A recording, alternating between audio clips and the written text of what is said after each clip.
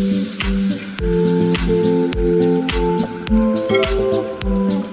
up guys, it's Nelly Natural and welcome back to my YouTube channel. In today's video, I'm going to be showing you guys how to make 3 easy do-it-yourself deep conditioners that are only 1 ingredient. And guys, these deep conditioners are super simple to make. All you need is avocado, a can of coconut milk, and some eggs. And that's it. You can make these 3 deep conditioners. So the coconut milk really helps to penetrate your hair strands, therefore promoting lots of growth within your hair. It also helps to fight dandruff. It really helps to heal the scalp. And one other thing that it does is it adds a lot of softness to the hair. So this deep conditioner is great if you're looking for some extra softness in your curls and some much needed shine and moisture. So for this first do-it-yourself deep conditioner, you're going to want to use a can of full-fat coconut milk, and I recommend the Thai brand because it's always worked for me. So you want to leave it in the fridge for about 24 hours. Then after that 24 hours, you're going to want to open it with a can opener. And once you're done opening it, it should look solid on the inside. And you want to carefully scoop this solid substance into a separate bowl. So here's a closer look of what exactly it should be looking like. When placing the can of full-fat coconut milk in the fridge, the liquid and the coconut fat separate. So you want to make sure to carefully scoop it out so that way the coconut liquid does not mix with the coconut fat that has separated.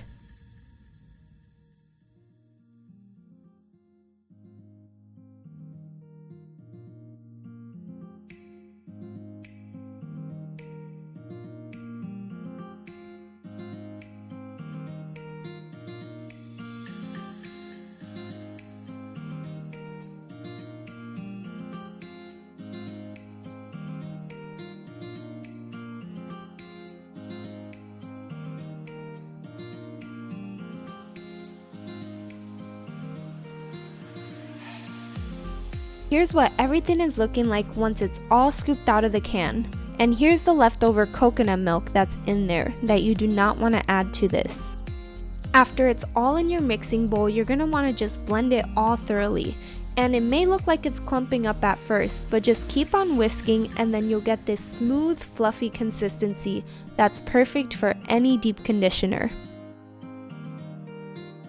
So the deep conditioner is getting super fluffy in consistency right about now, and it took about 1 to 2 minutes of whisking it on low speed.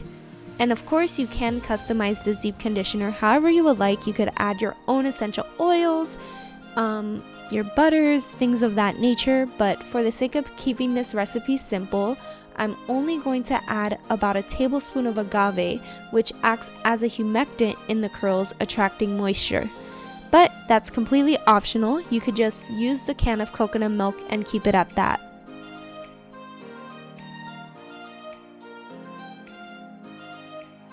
Here's how smooth and fluffy everything is looking. And honestly guys, it looks so good that I can eat it. But of course, we're gonna use this on our hair.